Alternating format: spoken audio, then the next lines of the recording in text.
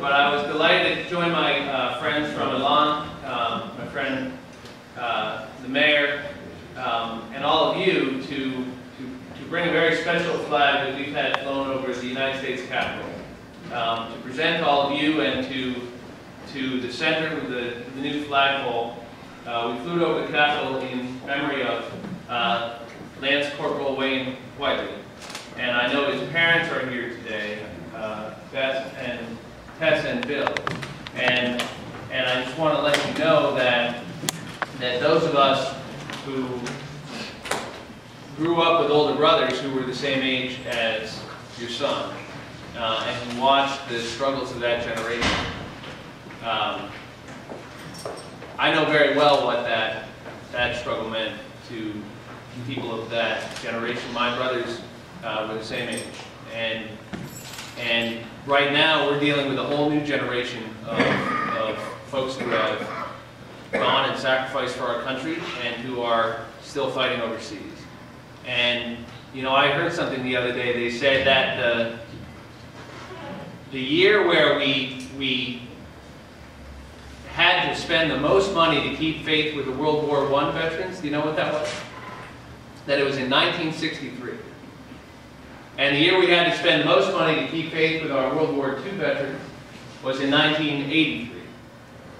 And the time we're going to have to keep the most faith with our Vietnam veterans hasn't even happened yet. Because they're only now becoming of the age where they're going to need the kind of medical care and services that we still need to provide these folks. And we now have a whole new generation. We have a whole new generation of kids who are serving our country in Afghanistan and Iraq, thousands of whom have given their lives, and thousands more who have been very seriously injured. And because we have better battlefield medicine now than we've ever had, we've been able to, thank God, keep more of these kids who were injured alive. But that means we've also got to be careful.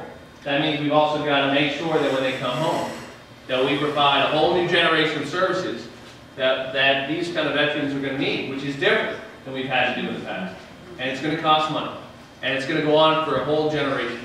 Because like these other conflicts we've had in our history, this is a 20, 30-year commitment, 40, 50-year commitment sometimes, to keep faith. And I want to thank the members of the military here, Veterans of Foreign Wars, all of our veterans.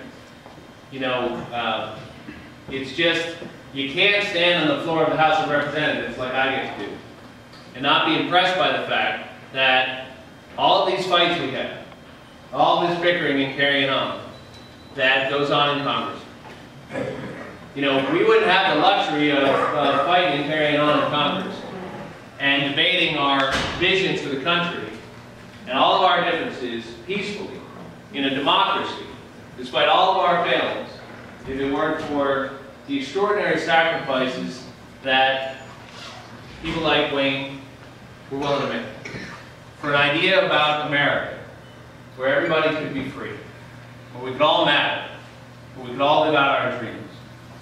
And from the very founding of the Republic, right in our own Hudson Valley, to all of our wars, there have been young men and women who have been willing to go and fight and sacrifice, and in many cases give up their lives for that idea.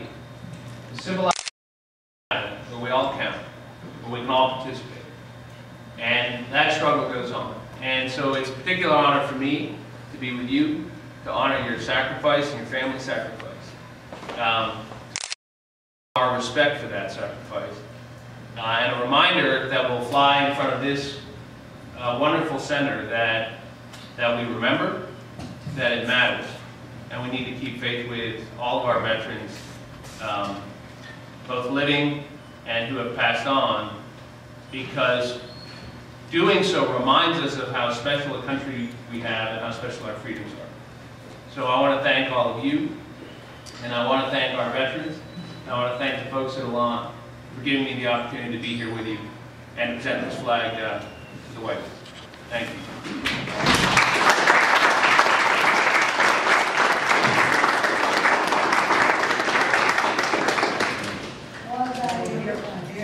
We're going to continue just a couple minutes with a tour of the facility, all of those who have come from the community. First of all, I'd like to thank you and welcome you to Alon.